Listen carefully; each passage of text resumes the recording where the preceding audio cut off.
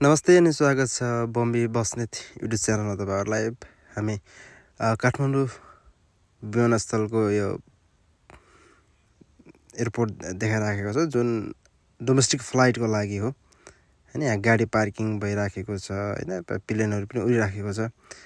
र मैले पहिलोचोटि देखेको यो डोमेस्टिक फ्लाइटको लागि चाहिँ अलग ठाउँ रहेछ, जहाँ पहिला यहाँबाट हेर्दाखेरि प्लेनहरू प्रष्ट देखिन्थ्यो, अहिले पनि देखिन्छ हैन। तर यहाँ डोमेस्टिकको लागि चाहिँ यताबाट रहेछ आउन जानको लागि, र इन्टरनेसनल फ्लाइटको लागि चाहिँ उता पर रहेको छ, जुन तपाईँलाई देखाउँछु।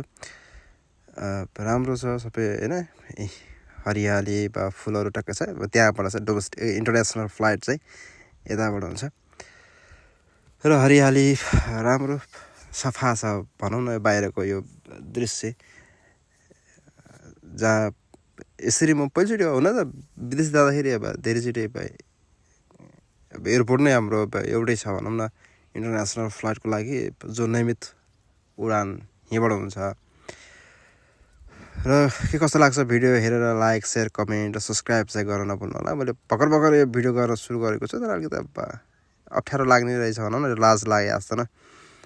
तर प्रयास जारी छ। तपाईँहरूले लाइक, सेयर, कमेन्ट र सब्सक्राइब गर्नुभयो भने त्यसले चाहिँ अलि हौसला दिनेछ भन्ने चाहिँ आशा छ। बाँकी भिडियो हेर्दै गर्नु होला हैन। मन पऱ्यो भने लाइक, सेयर, कमेन्ट गर्न नभुल्नु होला। धन्यवाद।